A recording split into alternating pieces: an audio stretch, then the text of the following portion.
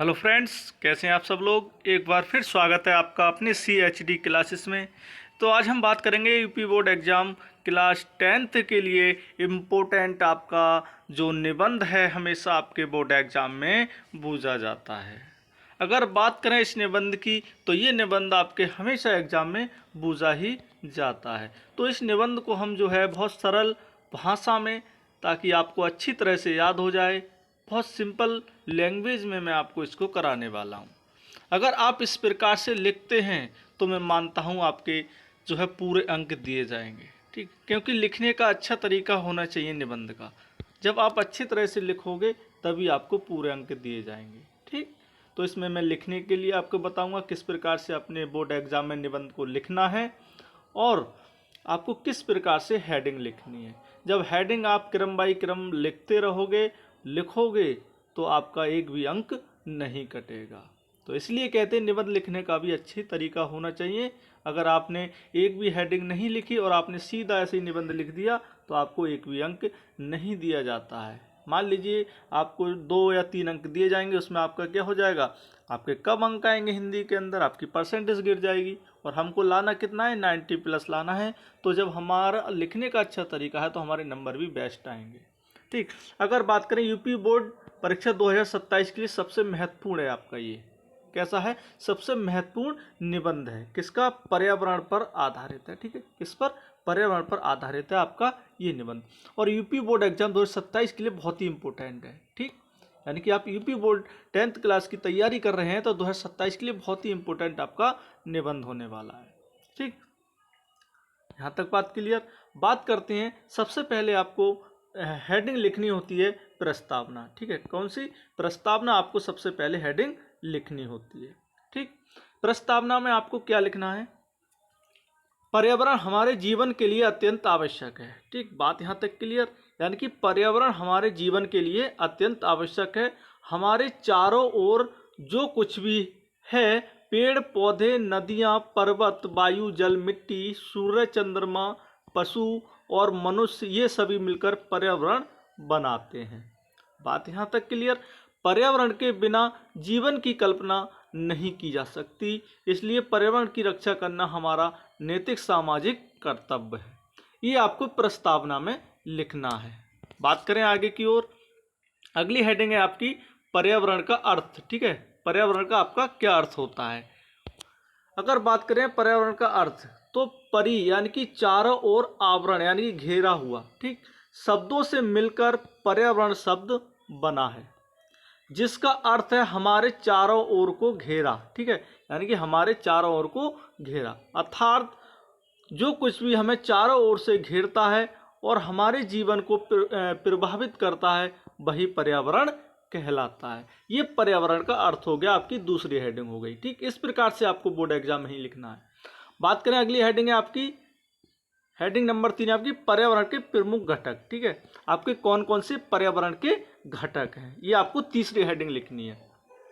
बात करें पर्यावरण के प्रमुख घटक आपके, तो वो है वायु, जिसे आप हवा कहते हैं। ठीक है, जल है, मिट्टी है, वन है, पेड़ पौधे, जीव जंतु, जलवायु, ये सभी मिलकर पर्यावरण के संतुलन को बनाए रखते हैं और जीवन को संभव बनाते हैं। ये आपके क्या हो जाएंगे, पर्यावरण के प्रमुख घटक हो जाएंगे। ठीक, बात करें अगली हेडिंग है आपकी पर्यावरण का महत्व, यानी कि पर्यावरण का क्या महत्व है। ठीक है, ये हेडिंग नंबर आपकी चौथी है। इस प्रकार से आपको लिखना है। इसी प्रकार से अगर आप लिख देते हैं तो मैं मानता हूं आपका एक भी अंक नहीं कटेगा। ठीक है, तो आपकी हेडिंग कौन सी है, पर्यावरण का महत्व। इसमें आपको लिखना है पर्यावरण हमें शुद्ध वायु देता है। ठीक, यानी कि पर्यावरण हमें कैसी शुद्ध वायु देता है, पीने का पानी देता है, भोजन देता है और रहने के लिए स्थान देता है।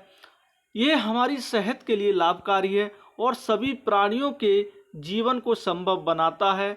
पर्यावरण के बिना हमारे अस्तित्व का असंभव है। ठीक है, अगर पर्यावरण ही नहीं होगा तो हमारा जीना भी मुश्किल हो जाएगा। ठीक, ये आपका पर्यावरण का महत्व हो गया। बात करें अगली हेडिंग है आपकी, वो है आपकी पर्यावरण के कारण। ठीक है, क्या है, पर्यावरण के कारण, वो है आपके पर्यावरण के कारण। पर्यावरण के कारण में अगर बात करें तो इस प्रकार से आपको क्या लिखना है इसमें,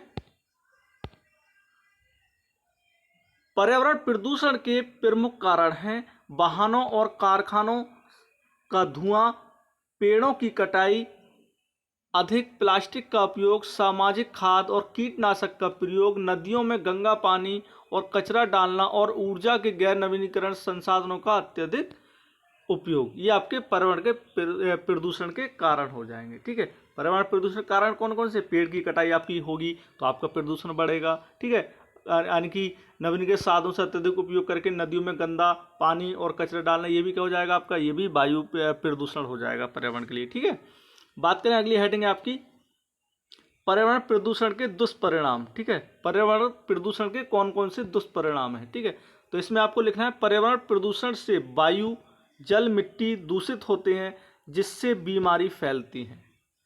जलवायु परिवर्तन होता है, ग्लोबल वार्मिंग बढ़ती है, ओजोन परत को नुकसान पहुंचता है और जीव जंतु का अस्तित्व खतरे में पड़ता है और प्रकृति आपदाएं बढ़ती हैं। प्रकृति आपदाएं मतलब जैसे भूकंप आना, इस प्रकार की क्या होती है आपकी प्राकृतिक आपदाएं। ठीक है, इस प्रकार से आपको पर्यावरण प्रदूषण के दुष्परिणाम में लिखना है। ठीक, बात करें अगली हेडिंग है आपकी पर्यावरण संरक्षण के उपाय। ठीक है, कौन सी है? पर्यावरण संरक्षण के उपाय कौन कौन से हैं?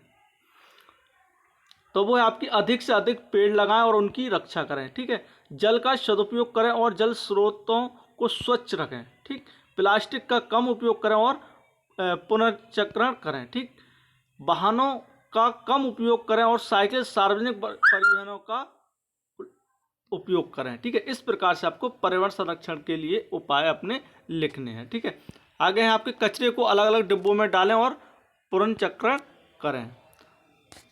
अगला है रासायनिक खाद और कीटनाशकों का कम उपयोग करें और ऊर्जा की बचत करें और नवीनीकरण ऊर्जा का प्रयोग बढ़ाएं। पर्यावरण के प्रति जागरूकता फैलाएं और दूसरों को प्रेरित करें। ये आपका हो जाएगा पर्यावरण संरक्षण के उपाय। बात करेंगे लास्ट और अंतिम हेडिंग है आपकी, वो है आपकी उपसंहार। ठीक है, कौन सी है? उपसंहार, जिसे आप निष्कर्ष कहते हैं। ठीक है, उपसंहार में आपको किस प्रकार से लिखना है? वो लिखना है अपना पर्यावरण हमारी धरोहर है। क्या है? पर्यावरण हमारी धरोहर, इसके बिना जीवन की कल्पना नहीं की जा सकती। यदि हम अभी पर्यावरण की रक्षा नहीं करेंगे तो हमारे वर्तमान और भविष्य संकट में पड़ जाएगा। इसलिए हमें शपथ लेनी चाहिए कि हम पर्यावरण को स्वच्छ, सुरक्षित और संतुलित बनाए रखें ताकि हम और आने वाली पीढ़ियां स्वस्थ और सुखी जीवन जी सकें। ठीक, ये आपको उपसंहार में लिखना है। ठीक, इस प्रकार से अगर आप लिखते हैं तो मैं मानता हूं आपका एक भी अंक नहीं कटेगा। इस प्रकार से आपको अपनी हेडिंग लिखनी है। ठीक है, जो मैंने आपको बताई है। पहली हेडिंग आपको क्या डालनी है? तो वो डालनी है आपकी प्रस्तावना, उसके बाद पर्यावरण का अर्थ या परिभाषा, फिर आपको पर्यावरण के प्रमुख घटक कौन कौन से हैं, फिर आपको पर्यावरण का महत्व डालना है, फिर आपको पर्यावरण प्रदूषण के कारण डालना है, पर्यावरण प्रदूषण के दुष्परिणाम डालना है, फिर उसके बाद पर्यावरण संरक्षण के उपाय और लास्ट में आपको उपसंहार। इस प्रकार से आपको अपने बोर्ड एग्जाम में लिखना है अगर पूरे अंक आप पाना चाहते हैं तो। ठीक है, तो बोर्ड परीक्षा 2027 में सफलता का मंत्र ही है। ठीक है, तो पर्यावरण की रक्षा करें, आने वाली पीढ़ियों का भविष्य संवारें। ठीक, तो प्यारे छात्रों, वीडियो कैसी लगी? अगर वीडियो अच्छी लगी हो तो वीडियो को लाइक ज़रूर करें। ठीक है, और अपने दोस्तों के साथ शेयर ज़रूर करें। अगर चैनल पर नए हैं तो चैनल को सब्सक्राइब ज़रूर कर लें ताकि हमारा मोटिवेशन बढ़ता रहे। ठीक है, तो मिलते हैं नेक्स्ट वीडियो के साथ, नेक्स्ट टॉपिक के साथ। जब तक के लिए जय हिंद, वंदे मातरम।